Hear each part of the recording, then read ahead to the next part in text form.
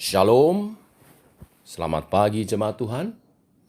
Berjumpa kembali dalam doa pagi online. Mari hampiri hadirat Tuhan, puji kebesarannya.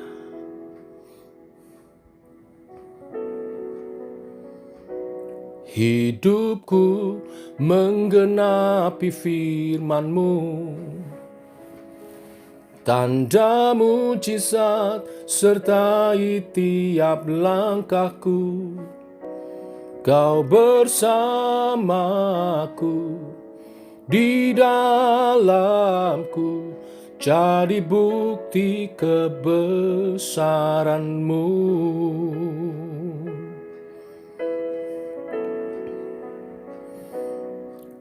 Tuhan, Kau sempurna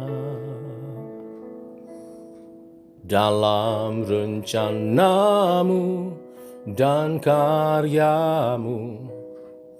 Ku serahkan hidupku, murnikan dengan Roh-Mu.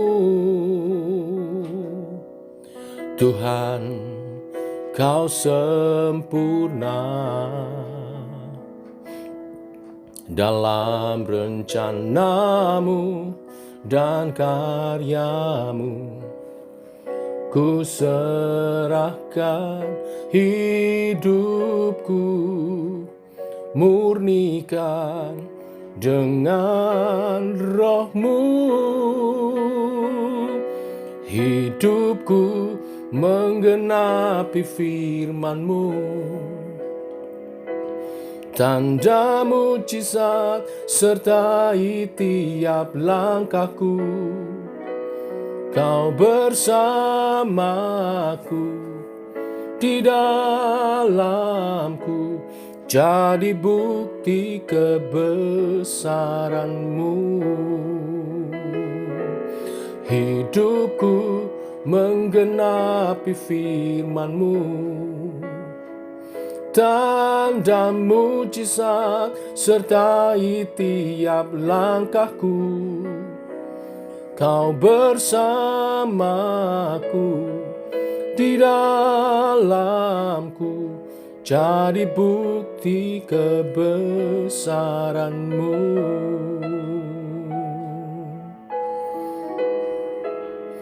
Oh, bukti kebesaran-Mu.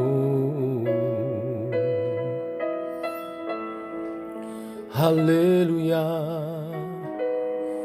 mulia Kau Tuhan, agung karya-Mu.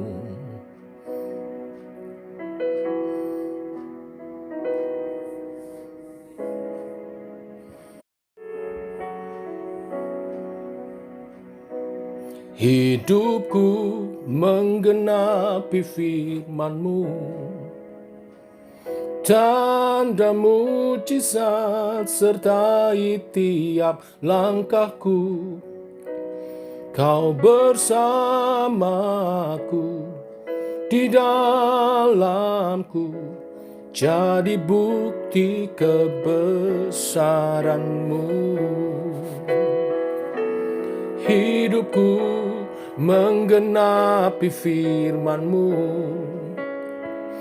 tanda mujizat sertai tiap langkahku. Kau bersamaku, di dalamku, jadi bukti kebesaran-Mu. Kau bersamaku, di dalamku, jadi bukti kebesaran-Mu.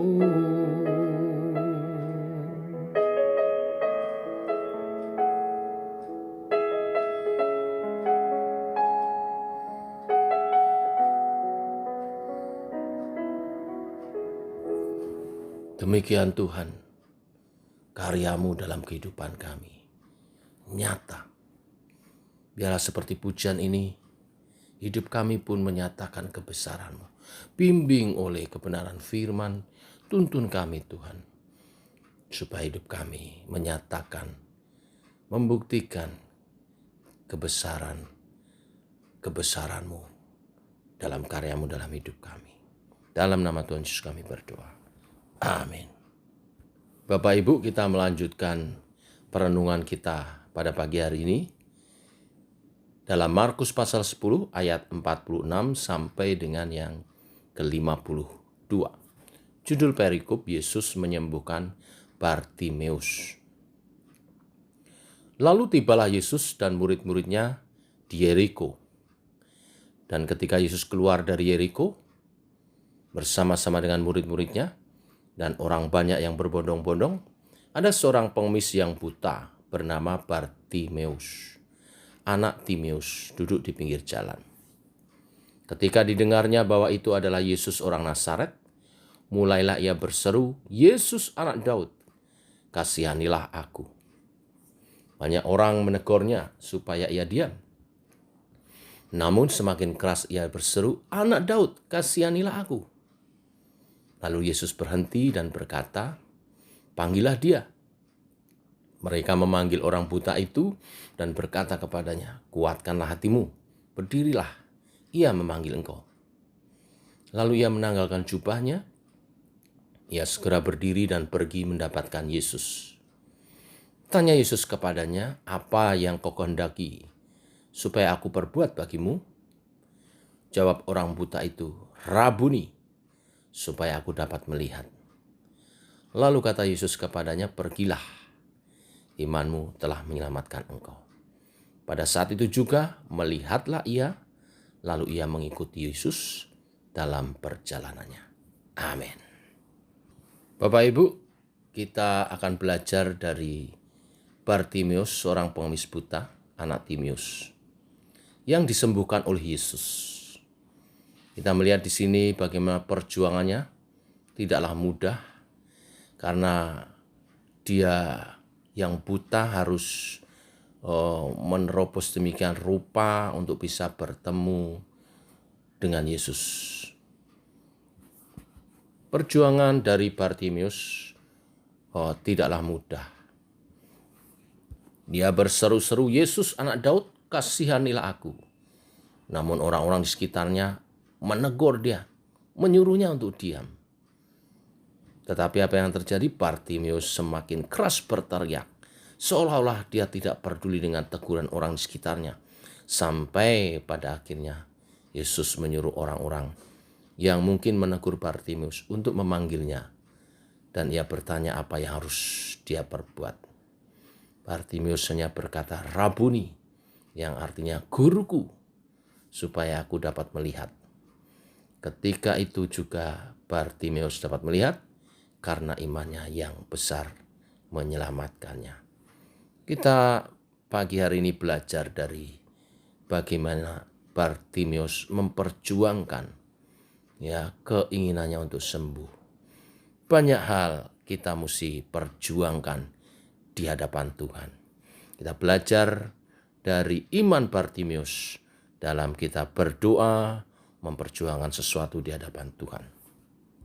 Apa yang dapat kita pelajari dari kisah Bartimeus? Yang pertama, Bartimeus tidak terhanyut dengan lingkungan yang di sekitarnya.